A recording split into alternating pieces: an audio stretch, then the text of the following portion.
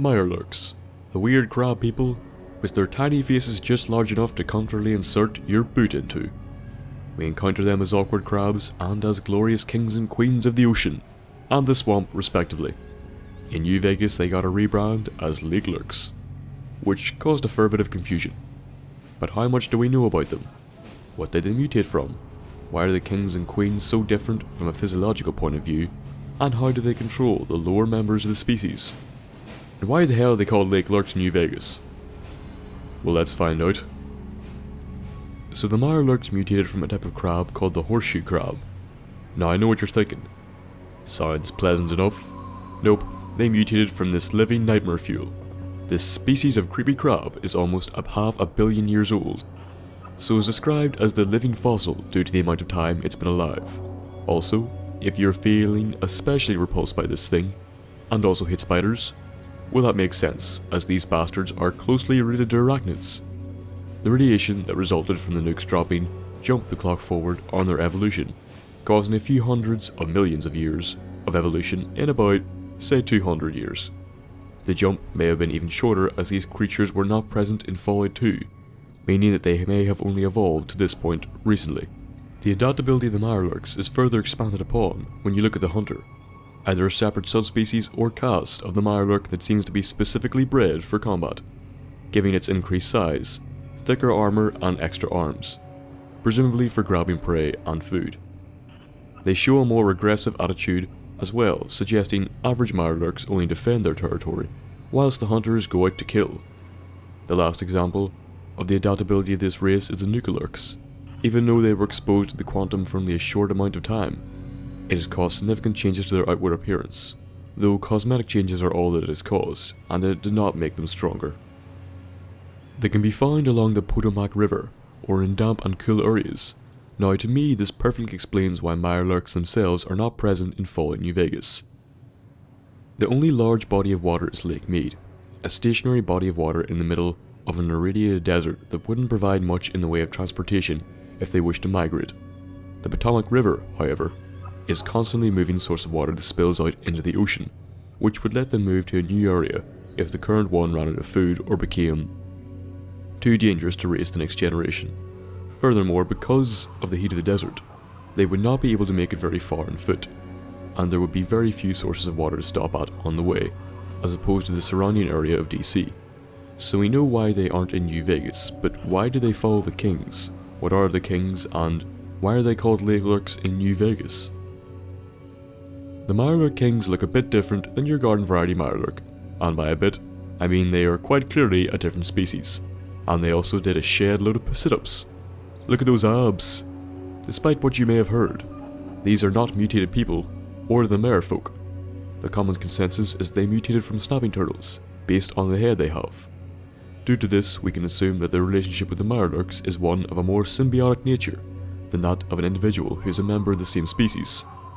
This leads me to believe that, looking the humanoid way they do, they are more intelligent than the Mirelurks, and so control them and give them leadership of a higher quality than they themselves are capable of giving.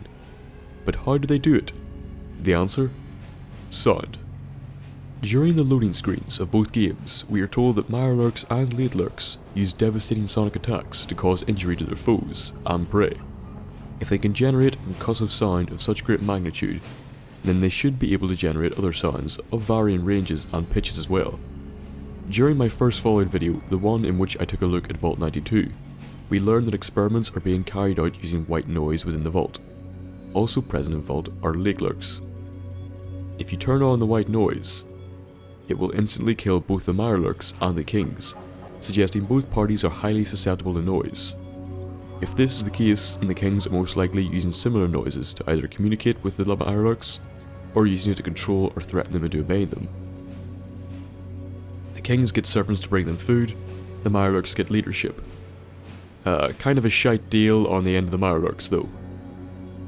Well, we now know that the Mirelurks and kings coexist, but how are the kings and the Lakelurks related, and involved? From a physical point of view, besides the difference in skin colour, they are more or less identical. Now, since we've established that the kings are not of the same species as the Mirelurks, we can assume that these Lakelurks are of the same species as the kings. They look the same, they inhabit bodies of water or damp areas, and they emit a sonic blast when they need to attack. So if they look so similar and they use the same attacks, why is one associated with the Mirelurks and the other associated with a completely different name, the Lakelurks? There were none present in Fallout 2, so we can assume this is either because of location or they did not exist yet. If we assume the latter, then we have our answer. The Mirelurks were a relatively new creature in 2277 during Fallout 3, and given the nature of the world, bar the Wasteland Survival Guide or word of mouth, it would take quite a while for spoken word to catch up with the movements of these creatures. Also, due to the Mirelurk's habit, and setting up its nest in caves, where the kings would be, most people would not recognise them or know them at first glance. This means that the Lakelurks were named solely due to their similarity to Mirelurks floating about the show in bodies of water. They were probably named either by someone who had seen Mirelurks or kings. However, due to the harsh climate of the Mojave, no Mirelurks were present, only the kings, and referring to a species as king when the creatures that they reigned over are not present doesn't really make a lot of sense. The only large body of water was Lake Mead, so they were named Lakelurks, as this is where they were most likely to be found, swimming about and probably calling you a bastard in their strange turtle tongue. This is the first episode in some of the stranger things in the Fallout universe. Maybe you too have a suggestion. If you do, check it's not one of the following any area in the game, unless there is something genuinely weird or interesting about it. I'm trying to do new, more interesting things, and if you have any, be they creatures, areas, people or mysteries, I'd love to hear them. If you enjoyed this episode, a like, share and a favourite go a long way to helping my channel grow. If you want to get in touch with me, my Twitter and Reddit account are linked in the description, and I am active on both on a daily basis. I hope to see you in my next episode, and goodbye.